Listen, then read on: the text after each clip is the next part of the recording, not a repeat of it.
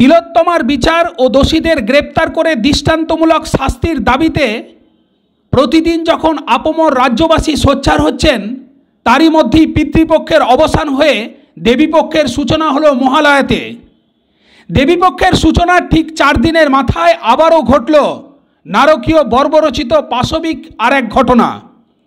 দক্ষিণ 24 পরগনা জেলার জয়নগরের মহিষমারি এলাকায় 10 বছরের একটি মেয়েকে ধর্ষণ করে খুন করেছে বলে অভিযোগ দুষ্কৃতীরা। জয়নগরে 4র্থ শ্রেণীর ওই ছাত্রীর প্রতি ঘটা ঘটনার প্রতিবাদ জানিয়ে এ রাজ্যের বিজেপির রাজ্য সভাপতি তথা কেন্দ্রীয় শিক্ষা প্রতিমন্ত্রী সুকান্ত মজুমদার দক্ষিণ দিনাজপুরের বালুরঘাটের জেলা কার্যালয়ে এক সাংবাদিক সম্মেলন করে জানিয়ে দিলেন, এবার তার বেশ কয়েকটি পুজো উদ্বোধন করার কথা থাকলেও জয়নগরের ঘটা ঘটনার প্রতিবাদ করে তিনি আর পুজো উদ্বোধন করবেন না, কারণ তিনি একজন সহনাগরিক এবং কন্যার পিতা। সাংবাদিক সম্মেলন করে সুকান্ত মজুমদার আর কি বললেন তা এই মুহূর্তে আপনাদের সামনে রাখছি, দেখতে থাকুন, শুনতে থাকুন। বালুরঘাট থেকে Joydeb Maitra report, GP news. জয়নগরের একটি বাচ্চা মেয়ে, ক্লাস 4-এর মেয়ে, 10-11 বছর বয়স, তাকে কিছু দুষ্কৃতী তুলে নিয়ে যায় এবং গোটা রাত তাকে অত্যাচার করে,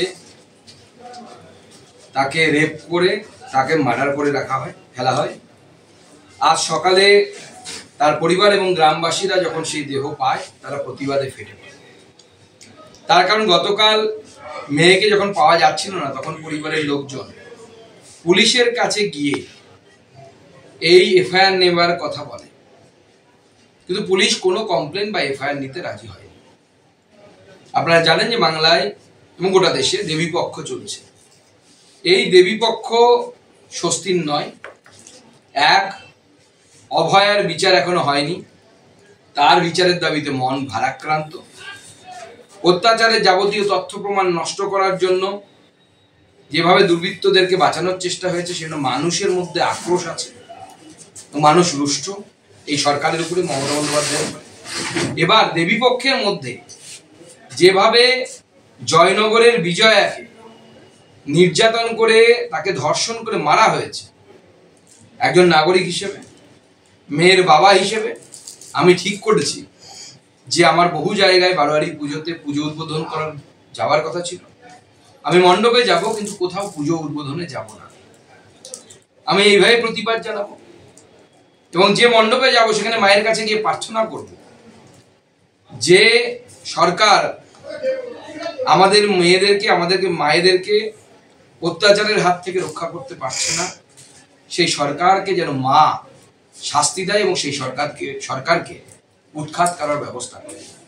আমি মণ্ডপে যাব, মাকে হাত জোর করে প্রণাম জানাবো, কিন্তু সেটা প্রতিবাদের সামিল হওয়ার মতো, সেটা কোনো উৎসব নয় এবং কোনো উদ্বোধনে আমি যাব না, এই সিদ্ধান্ত নিয়েছি। এবং আগামীকাল যদি সব ঠিকঠাক থাকে, আমি জয়নগরেও পৌঁছবো। এই অত্যাচারের বিরুদ্ধে প্রত্যেকটি মানুষের প্রতিবাদ করা উচিত। এবং যে ধরনের ঘটনা জয়নগরে ঘটেছে, এটিও শুধুমাত্র সাধারণ রেপ এবং মার্ডারের ঘটনা নয়।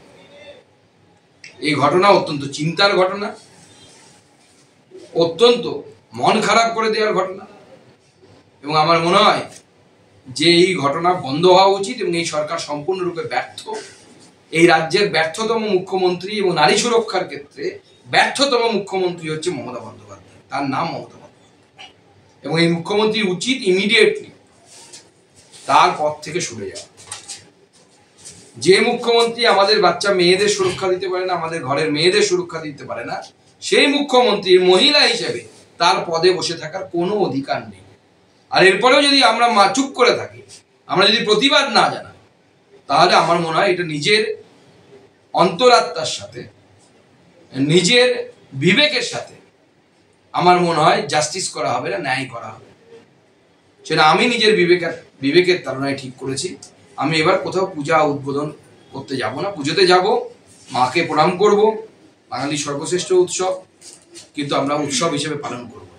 এবার উৎসব নেই, কারণ মাননীয় মুখ্যমন্ত্রী সবের রাজ্যে পরিণত করেছে, বিশেষ করে মেয়েদের জন্য এই রাজ্যকে সব এর রাজ্যে পরিণত করেছে মাননীয় মুখ্যমন্ত্রী এবং তার প্রশাসন।